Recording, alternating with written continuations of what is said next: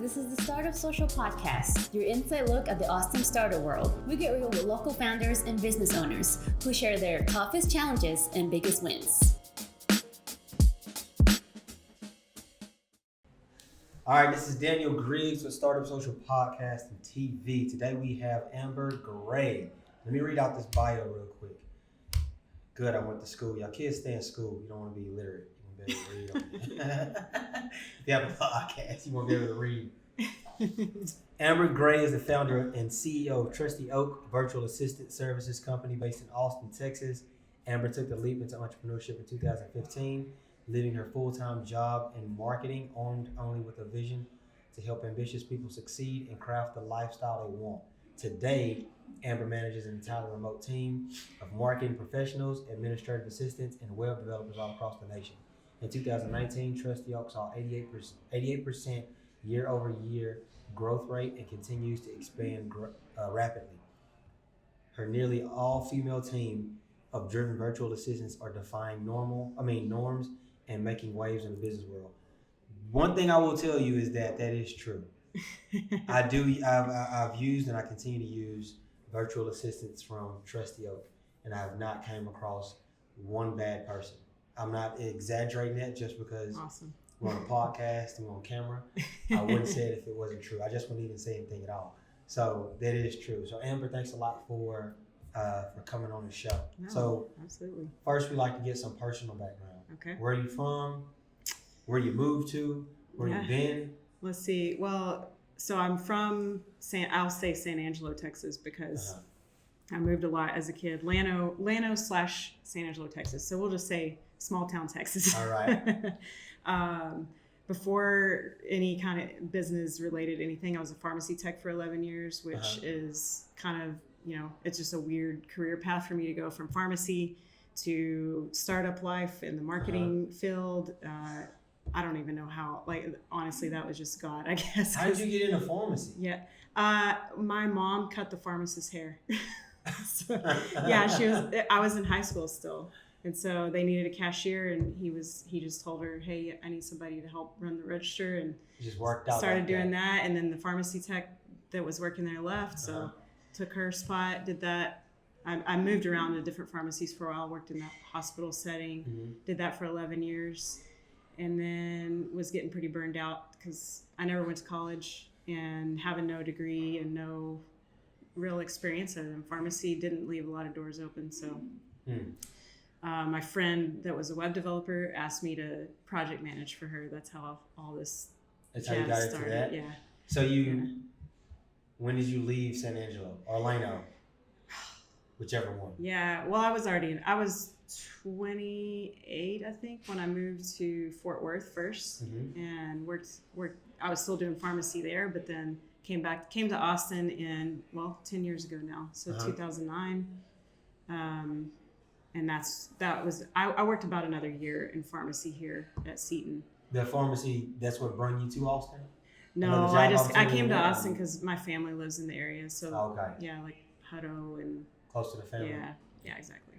And so, so I got here and did the pharmacy thing, feeling pretty burned out with it, knowing there's just no direction for me, no upward mobility with that. Yeah. So, I started playing around with this idea of project management. I read a bunch of books, cracked the half price books stuff from a WordPress book and project management book, and just started learning a little bit, kind of dabbling into it, and then quickly moved into leadership role at the startup we were contracted for. And then, so how did you move into forming Trusty Oak? When did Trusty Oak even come to mind? Why did you choose a virtual assistant company? Yeah, well, you know this, working with people that are building websites, they're busy. Yeah. A lot of times you're held up waiting on content, or there's things that they need to do in order for your project to be successful. True. And as the web director and project manager, I was just seeing that constantly happen with busy, usually really high achieving people that needed help, but they just weren't able to get their project across the line because they were doing it all themselves. So with that, kind of combined with accidentally coming across another company in Georgia that I saw on social media that was doing VA work. I thought that's a really cool idea. That's a way for a fraction of the cost you can help people with marketing or administrative work or, even executive assistant type stuff. So I applied for a job with them first, and it was less money than I wanted and part-time. So it wasn't for me, but I got the light bulb moment after the next day, and I thought, well, start my own. Why don't I start it? Yeah. You don't want to hire me and become a competitor? Yeah, no, I don't want to go back into the web stuff like that. Don't worry. So what's the process of leaving the marketing company that you were with to starting Trusty? Did you just like jump all the way into it, or did you gradually do it? So it was a weird thing because I asked my boss to be a business partner. And so I'm leaving the firm and telling him, hey, I've got this idea for a company, and I know I need a really good looking website because, being a virtual business, that's critical. And I'm not going to just, I know Squarespace and a lot of those, you can get a pretty decent looking site, but I wanted us to look big, So I didn't feel like I could do that on my own. So I asked him to be a partner. We were partners for about a year and a half. And really what it came down to was that I was the operating project or the partner in the whole thing, and he was more of an investor. And so for me, it wasn't really what I was looking for. I wanted, if someone was going to be a partner, I wanted them to be more involved. So honestly, that was probably one of my tough seasons with the business, is just figuring that out and then transition away from the partnership. But also what I learned from that was that I was not thinking enough of myself to think, I needed this other person to help get this business off the ground. And in hindsight, I feel like, if I had just believed in myself enough, I think I could have done it. Maybe start with that Squarespace, make enough money to buy the professional site I needed. It would have been cheaper in the long run. Yeah. Y'all hear that? Chill, people on camera. Y'all hear that? Because listen, that's what most people do. Don't get me wrong. There's certain situations to where you need an investor, and you predominantly just need the money because it's that big. But what you mentioned was that if you would have took a different approach, then you'd kind of took it to where, you wouldn't have had everything that you wanted from the beginning, but it would have worked up to that. Yep. And so you just started in that. So I like that because I'm all about that. Yeah. I know so many people, even if they don't have a, quote unquote, investor. I seen a guy one time start a GoFundMe because he wanted to be a freelance graphic designer, and he started a GoFundMe for like $3,500. I was like, I need a laptop, blah blah blah blah blah blah. Okay. And I'm not gonna put it down. If that's what you do, that's what you do. But at the same time, you get a lot of growth as a person, and as your business continues to scale, when you have to figure out a lot of things. 100%. Yeah. That's probably one of the biggest lessons I've learned through my business, just for me personally, what I've learned from my business.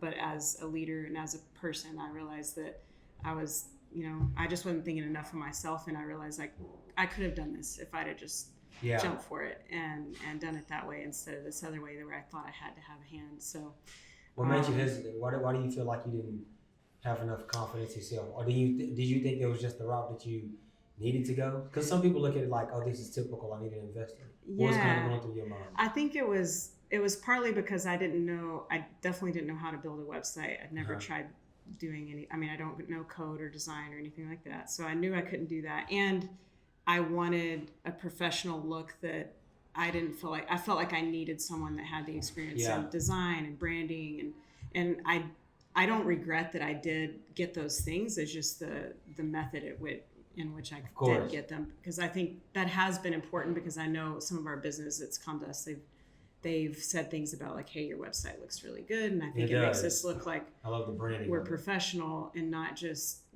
fly by night VAs. There's a lot of VA companies popping up out there, and a lot of times they're one person that trying to look like they're 4 or 5 or 10, and which is okay. But I kind of did the same thing where it's like you put it out there, you make yourself look bigger than you are. Until you build up.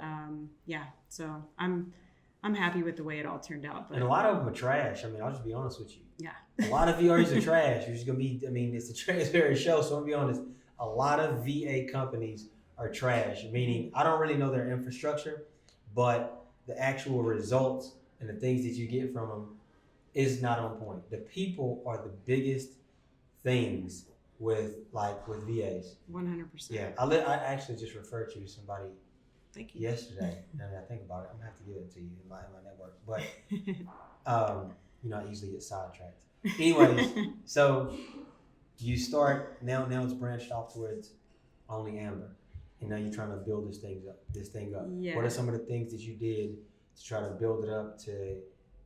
Of course, you got to get in actual clients, and you have to get in people that's going to be able to help you work with these clients. Well, I think so. In addition to the website that I got with asking my boss to be my partner, I did also pick up a little bit of work that I could keep as contract work with that company. So, nice. So that was officially my first client, and also the partner company with him that helped with the website. They were another one of my early on clients. Neither one of them are clients anymore, but when starting out, that was some of my first income. Yeah. I also worked part-time covering this girl that was in an accounting office for this actually a wildlife management company here in the Austin area. She was going on maternity leave, and she hadn't found anyone to cover for her. She had, I think, 2 weeks, and she's, I'm about to have this baby, and I'm scared to death to find somebody like a temp worker to do my job. So, and we were friends, so she just said, I'll train you how to do it. Will you please just do this for me? And it was all QuickBooks, which I'd never done before. So I thought, you know what, I'm going to need to know that for my business. So yes, I'll do it. And, it was not great hourly pay, but it was awesome experience and something that I really needed to do. So I hustled that way. There's been times where I was driving for Lyft. Well, it was Fasten in Austin, but I was driving. I worked 10 hours a week at a go. Yeah. I'll tell you something. Yeah. Oh, I'm gonna cut you off. Yeah. You know Janique. Who? Janique. Oh yeah. She was on a podcast, and she mentioned that she drove for Lyft and she was going through the whole process. Yep. I love it. I didn't even know that. You just sometimes you just have to do what you have to do. You do, and that's a great way to be able to do it. Sorry. Yeah. No, that's cool. But the other part-time job I had, even I think this was last January through March. Mm-hmm. Yeah, it was. I worked 10 hours a week at this startup agency that did app development, and they needed someone to basically order groceries, sweep the floors, clean the bathroom. That's what I was doing. It was contract, and I only did it for 3 months. But yeah, I needed to make ends meet. I had to make sure I had enough money for payroll, and that meant that to take care of myself, I needed to do something else. And that was pretty humbling times. Like, I like that. Can you order more lemon yogurt, please? Can you stop eating all the lemon yogurt? Yeah, it was humbling, but it helped. The hustle is what. I like that part. Yeah, you got to do what you have to do to, and the whole goal is to, of course, you're trying to build up your business. Yep. So that makes sense. Yeah. I like that. So, what's some of just to kind of clarify, me and Amber know one another because of being out. That's how we first met one another. Yeah. And so you had a background in, of course, what we do, which is web development and stuff like that. You told me about Trusty. And throughout the process, how did you start building up more clientele? But actually, I want to jump to this first. How did you get the right people, to help you out with Trusty to keep the reputation that you have? Yeah. Well, I think one of my superpowers, or whatever you want to call it, just something that I'm innately skilled with, is being able to hire people and be able to kind of read people, ask the right questions to figure out, like, I ask questions about their character, their habits, obviously their skills, that's important too, but that's really where I focused a lot of time in the beginning, and even still, we still do a lot of heavy vetting for each person that's coming in at Trusty Oak. So it really was just spending time on the hiring. A lot of my time was spent on that in the beginning. Now I have a staffing coordinator that's doing it, and she's also somebody that's just skilled at it. And so I've been able to fully delegate that process. I end up where I'm only doing the final video interview for new VAs. She's her and another staffing coordinator are doing everything up to that point. But I mean, we're doing things like, I mean, we have our application process kind of has little things, you know, we can catch if people aren't paying attention or aren't as detail oriented. The questions we're asking on the phone interview talk about long-term goals and not just about, can you do social media or can you know, like some of those questions we're asking, like, you know, what are your goals as a person? Maybe it's, I'm looking for something I can do 10 hours a week so I can take care of my kids that while they're in preschool, and then I want to ramp up, but I'd love to keep working at home, or you know, just making sure that they're a long-term fit and not somebody that's just trying to make a quick buck. Like, you can go drive for Lyft if you want to go make some quick money without a lot of commitment, but if they have a purpose with it, then you can understand how they can have a commitment for it. Yes. Yeah.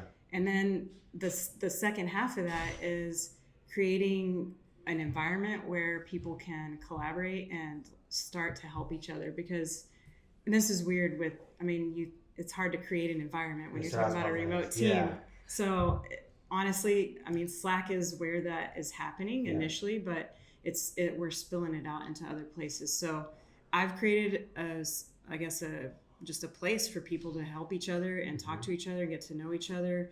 I do one-to-ones a lot of times on Zoom with people. I encourage other people to help each other. It's like, if you can't do this thing, delegate and ask someone else. Just like, you know, recently your VA was on vacation, your main one, and I had another VA that was able to hop in and, you know, kind of take the baton. Yeah. I was, because Lisa's great. I know. And she gets shit done. I know. And I was like, she was like, Daniel, I'm going to go on vacation for 2 weeks. And I was like, oh, man. Yeah. My voice was trembling like that. I was like, dang, because it's not just that, like, we got to process everything, but she's like really good. And then that's when she had told me that she said that you have someone that can fill in. I saw it on the Google Calendar that she was on vacation, and I know how much she does for you. And I started thinking, we need to figure that out. I wonder if she's getting covered. And she said, no, Daniel said he's gonna just wing it. Yeah, I didn't want her to feel bad, because then she was like, I can take a few days while I'm on vacation, and I was like, no, just like take your whole vacation. Meanwhile, I was like, I gotta figure this out. I didn't know I was gonna figure it out now. And this is what's crazy, is the person that filled in for her is the person that took my job when I left that agency. Really? Yeah, she was the web director when I left. So she's like, knows everything that I know, that everything that Lisa knows. Like, she was a natural fit for it. So she was able to feel right in. Yeah. Lisa was like, I train her on the stuff that we do, but she was used to a lot of things we use from Basecamp, of course. Slack and Skype and everything else. So no, they work really good. Yeah, I wanted to know, honestly, personally, because I was just like, I didn't understand how somebody can hire really good people. And I think I've used about 5 VAs of yours before, or something like that. 4 or 5, Yeah, and every single one of them were good, like very good. And I even asked them, I was like, how are you hiring so well? But I know we had a conversation before. I think we had lunch or something, and we were talking about it, and you kind of mentioned it to me. So, and I think I even seen you, have you met most of your VAs, or like half? Not in real life, no. A lot of them I haven't. No? Yeah, I've never met Lisa in real life. I've seen some of them that you've met. The ones in Austin I've met. I've met like half of them in Boise. So last summer I went there. Charleston. Yep, I haven't met her in person yet. Okay. And then a couple in the New York area, because I went there last summer as well. But so how do you create a culture with the remote team? Like, everybody's remote and everybody kind of has their own thing or situation. Like, how do you create a culture? I think this is our secret sauce, honestly, is like I said, putting people in a position where they know that they can help. They have help when they need it. And a lot of it is, I mean, maybe it is selecting good people to start with, but the rest of it is not something I can take credit for. They're helping each other. They're getting to know each other. I mean, I saw not long ago, one of the girls in New York was throwing a birthday party for her daughter, 5-year-old daughter.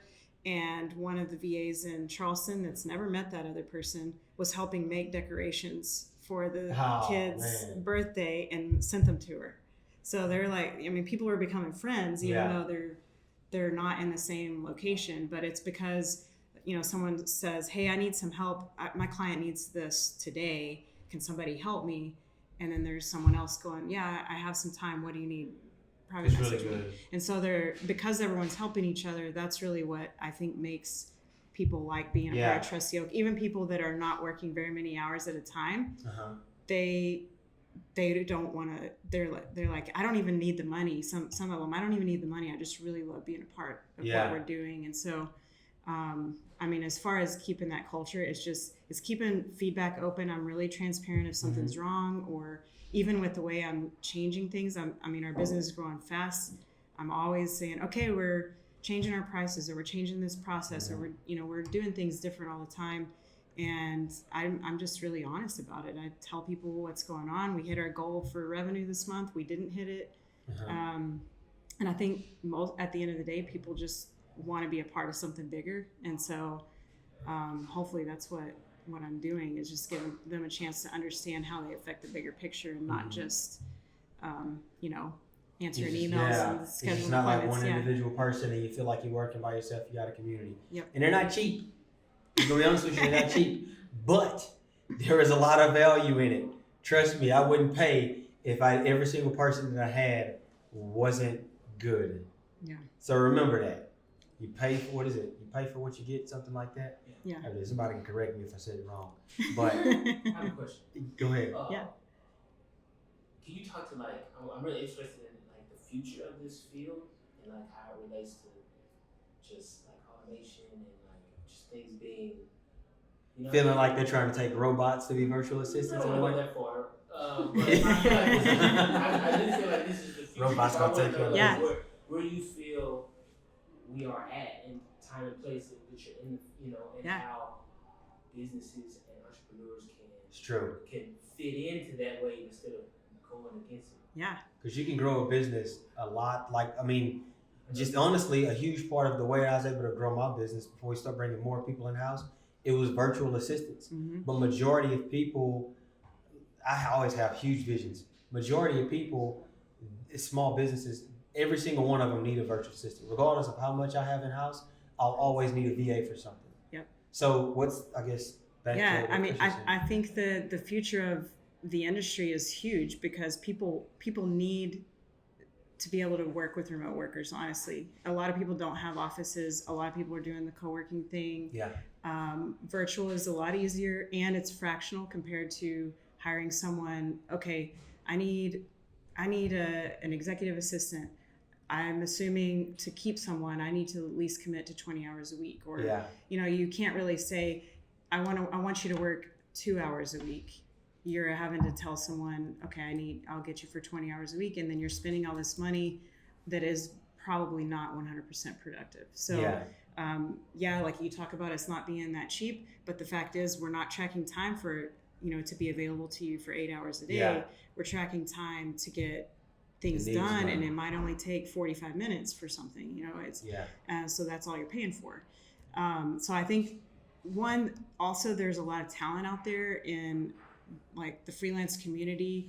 There are people that want to be home with their kids. Honestly, I say our team is nearly all female. We have 2 guys out of 36 people. And for a long time it was all women, because most of them have small kids at home, and some of them have master's degrees and lots of years of experience in marketing agencies or office administration, and some of them are going to school. Some of them, I have one that's a couple that are single moms, and this is their second job, so they can afford to take care of their kid. And I think there are a lot of people out there that just want to do something valuable, and not just I need extra money, let me go work at Starbucks. They have much more skills than that. And so I think the future is that there are going to be more and more people that value their family time, and they don't want to commute, and they want to keep first things first. And remote work is making an opportunity for that. So.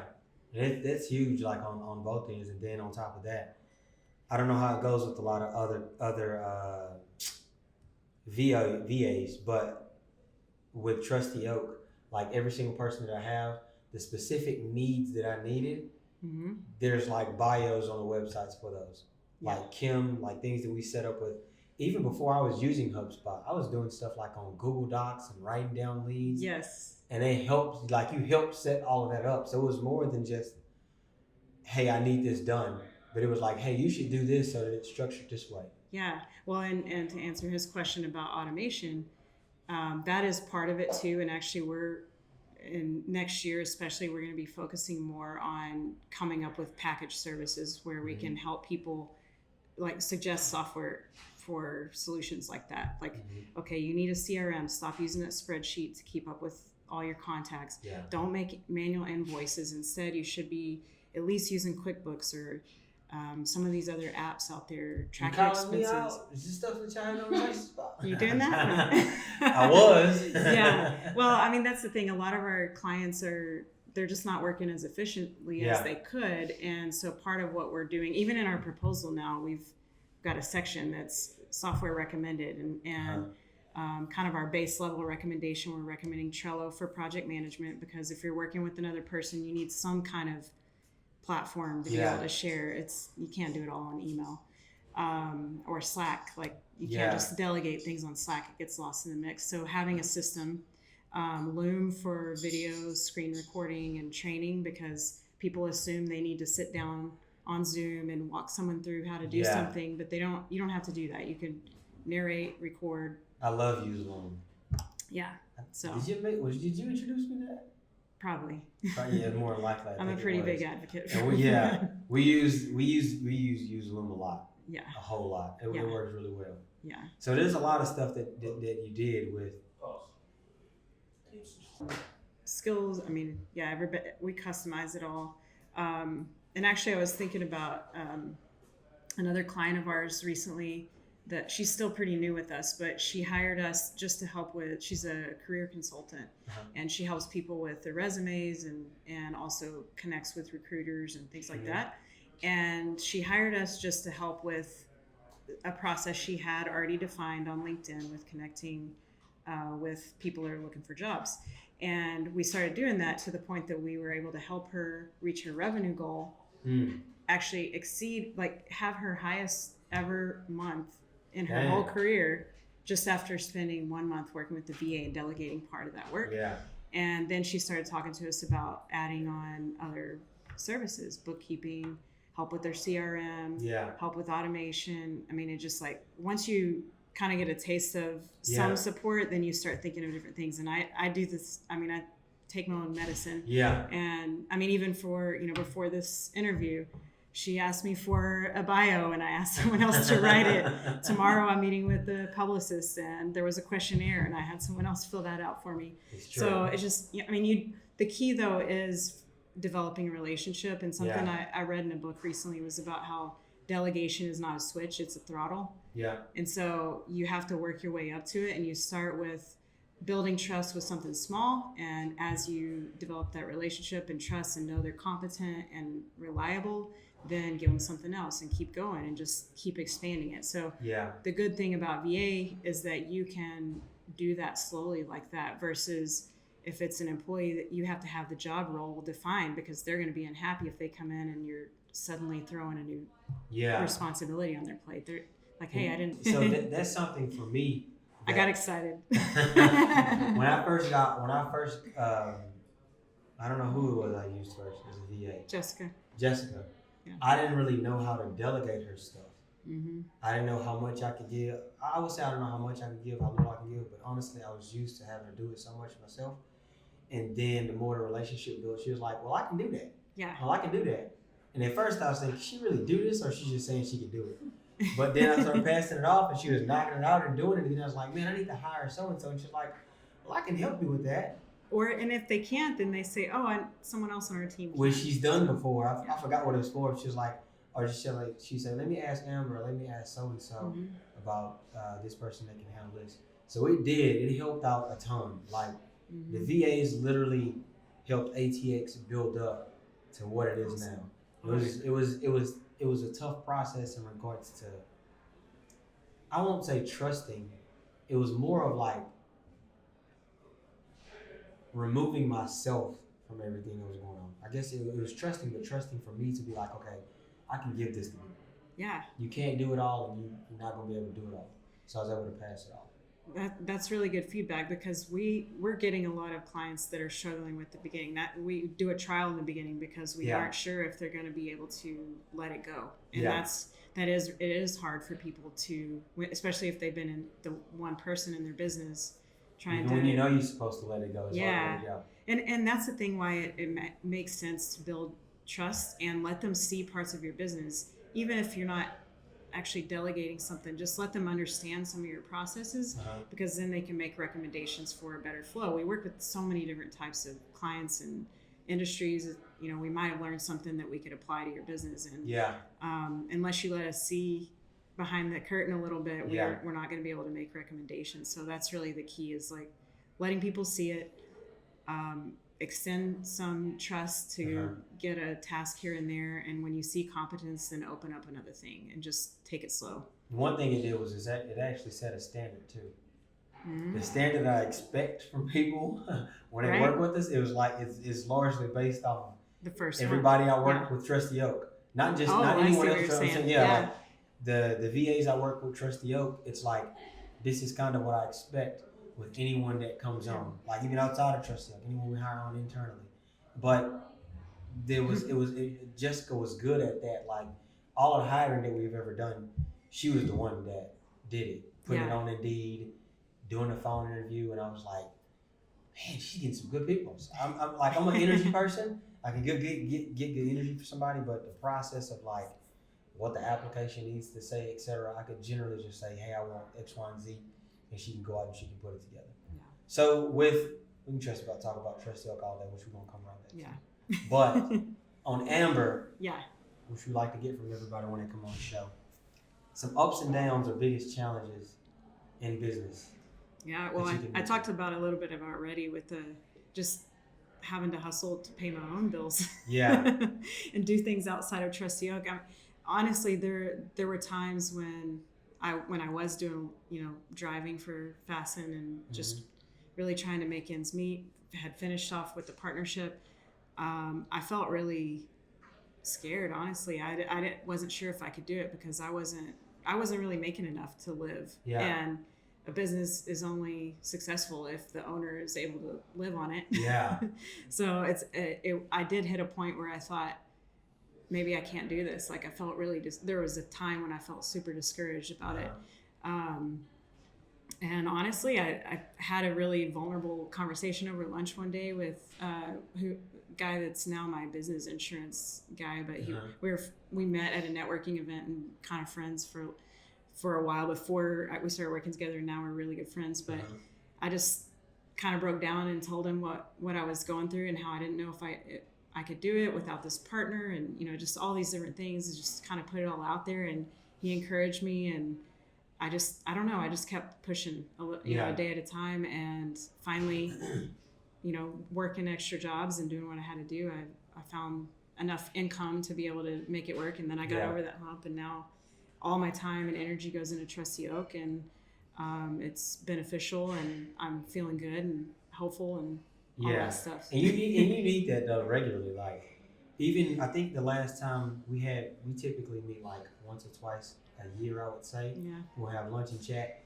And last year I needed that chat. Yeah. Like last year went good, but it was so much just like little tedious stuff that was just mentally had me just messed up. Like we restructured our contracts, the way we work with clients, outstanding invoices.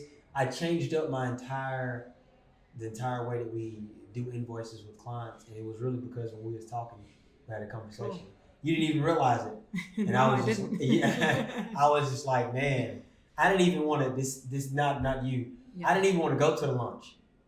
I was stressed. I'm not even gonna lie. I was stressed because we was like. It's like, man, I need to hire on this. I think I remember this lunch, actually. Yeah, it was right over, I think it was over Culinary Dropout. Yep. Or Yard House, one of the other ones down there. It was Yard House. Yeah. And so I was just like, man. You did seem stressed that day. I remember. I was stressed. I was very stressed out. And I remember, I think I had came to the office, I had a meeting, and I went back to my truck, and I was sitting in my truck, and I was on my laptop. I was very stressful. Matter of fact, it was two things. One of them was issues with just outstanding invoices and those things. And the conversation with you actually helped me understand how I need to completely restructure how we do contracts, how we get payments. And then the other thing was that I think it was after you and I met. I went back to my truck and I had a phone call. It was before or after, I can't remember. And I was wondering, one of the main reasons I was stressed out because we didn't have any leads coming in through our website. And typically we always have leads coming in. And I'm like, man, what is going on? And so I was on a call. A guy called us and he was like, he's an Australian accent, and he was in San Antonio. Okay. And he was like, hey, I sent y'all an email but didn't hear back, and we have a project that we're trying to get on top of quick. And I'm like, what? And I'm on my laptop, like I'm a hotspot in my truck, and I'm trying to figure out I didn't see anything. I was like, sorry, we didn't see you. Start talking. I go and check spam box.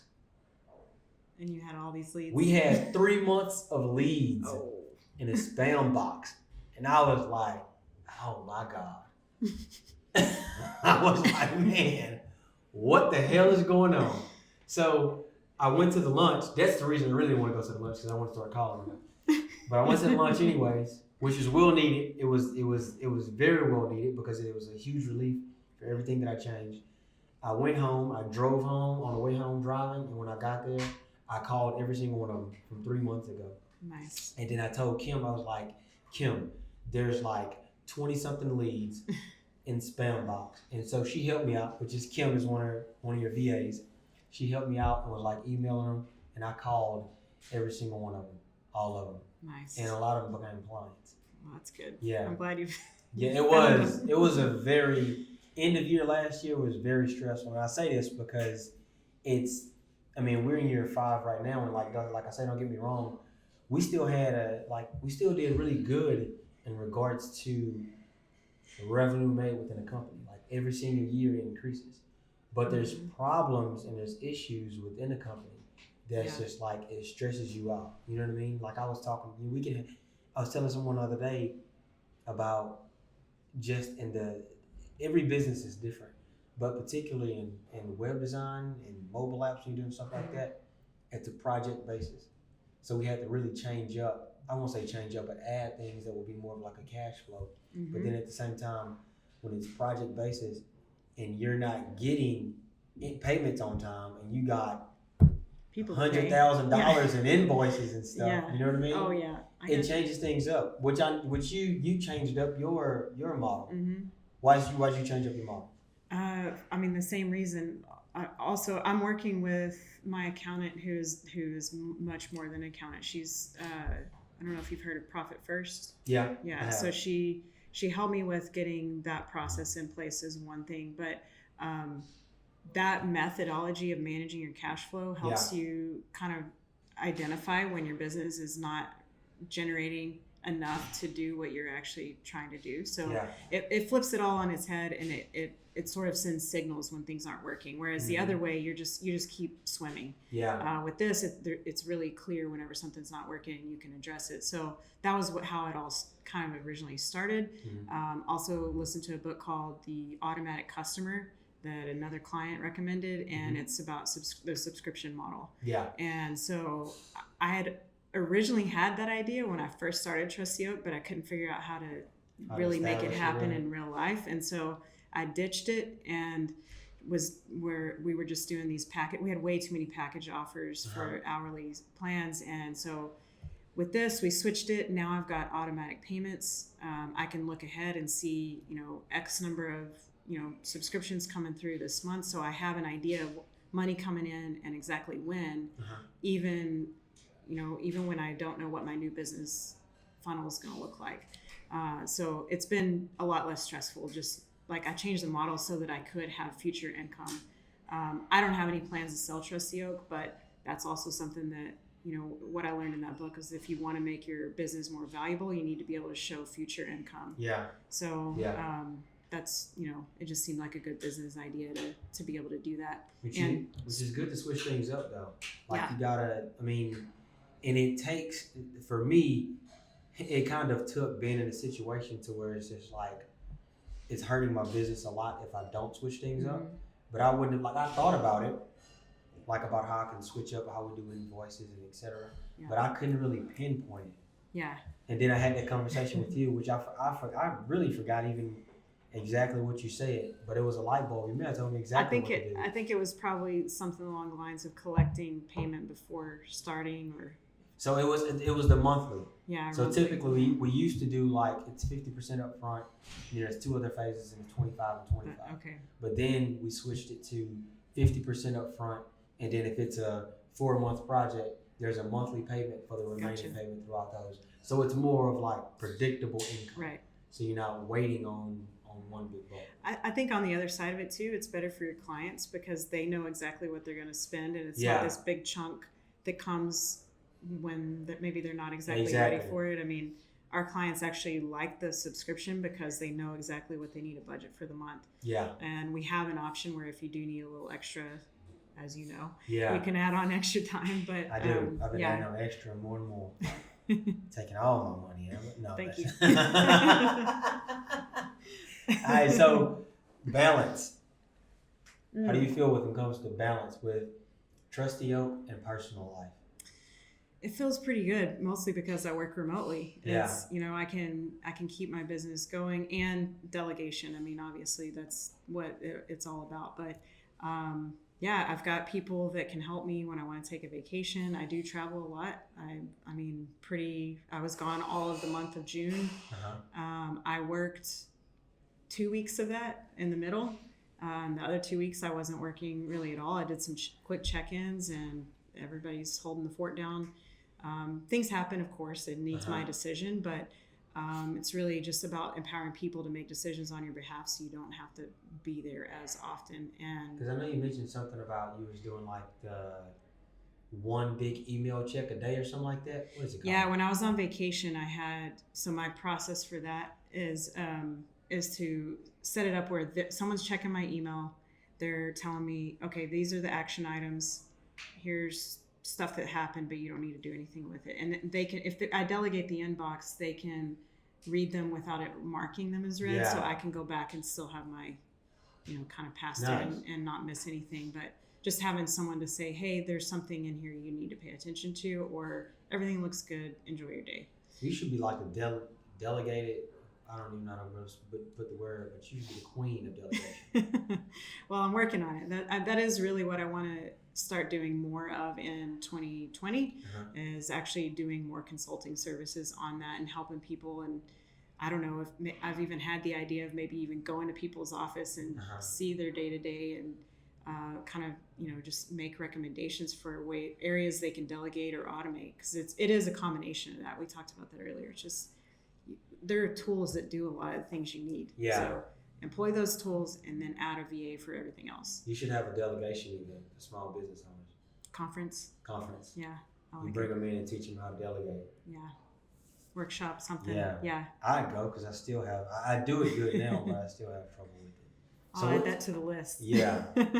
So what's next for Trusty Oak? What's your, do you have a big vision? Yeah. Big goal? So we're actually working on switching Trusty Oak to be, presented as more of a platform than an agency, because I want our clients to be able to hire their VA and understand that they're hiring the VA, and Trusty Oak is there to make sure it's a successful partnership. We're not there. We're not there managing our VAs. This is already the case. We're not in a position of management. We're there as a facilitator to connect the two. And right now our brand makes us look like we're an agency, which we do function that way in some ways, but I want it to be where our VAs have all the autonomy they want for their schedule. I mean, they're freelancers and I want to keep it that way. Yeah. So really presenting it as basically reworking our website where it's for two people. If you're looking for a VA job, go this way. If you're looking for, to hire a VA, go this way. And using the website to allow leaders to be able to come in and search for the person they're looking for, availability, the skills, all of that. Nice. Contact them directly. So we're in the process, very early phases of that, but just getting the ball rolling on that, because I think that's going to streamline the way we match our VAs better. So it doesn't take out the human element of selection from our side, because we're still vetting and making sure best VAs in the country are on our team, but letting our clients kind of choose instead of me saying, here's one, try it. Right now it's more of you kind of like hand picking for them to do it. Yeah, we've already started doing it where I'll present 2 or 3 people instead of just one, and then encourage the potential client to interview those people. I mean, that's still saving them a ton of time, and they're getting 3 really good people to choose from. I have one guy right now that had 3 people. He did interviews. He's interviewing another one again. He's still got narrowing it down between 2, and I love it because he's taking it serious, and I think it'll be a longer relationship because he's actually been involved in that decision instead of me just saying, presenting someone to him and hoping it works out. So true.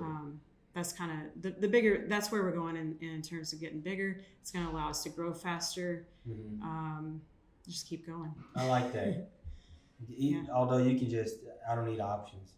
You can just say, hey, here, Daniel, this is who you need. And I'm like, all right, cool. Yeah, once we have a relationship, I think that works. But sometimes I've only talked to someone for 30 minutes and I'm trying to figure out which VA is going to be best. So they can be time consuming. Yeah. You think robots are going to be virtual assistants? You wrote that down as a question? I did. It came to my mind. I didn't write it down, boy. Chris was talking earlier. But they got they have legit I forgot what I said. They have apps and stuff that you can, I mean, if you want something that is just a very clear-cut task, yes, why not? I mean, you can either use a robot, you can use a VA in the Philippines, there are a lot of options out there for task-driven things like that, but the difference with us and just, I think what businesses really need is someone to help with a bigger picture view. Yeah. I mean, like you were saying earlier, we're going to look at it and say, hey, better way to work, get HubSpot, try this, sign up for this program. Yeah. The relationship is huge. A robot can't do that. Yeah. Not yet anyway. No telling what'll happen in the future. Yeah. So where can our audience find you? You know what? No, I want to talk about one other thing. What was it? Delegation strategy. Or is it what's the PDF you have?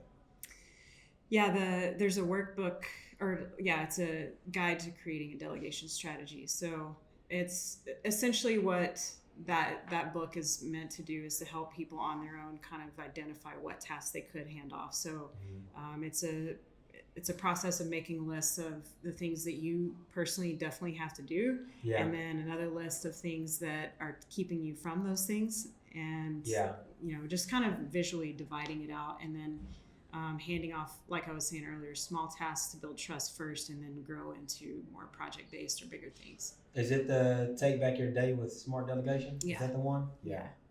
The delegation part is huge. I've learned now how to do it, but it's helped out a lot with the VAs that you have to help me understand how to do it too. So where can our audience find you? Social media, email, website? All of the social channels, trustyoak.com and at trustyoak for all of the company stuff. My personal is Amber Gray ATX. I think pretty much across the board. Yeah. Sounds good. Yeah. Thanks so much for coming on the show. This is Amber Gray with Trusty Oak Virtual Assistant Services. Chat with y'all next week. Awesome. Thanks.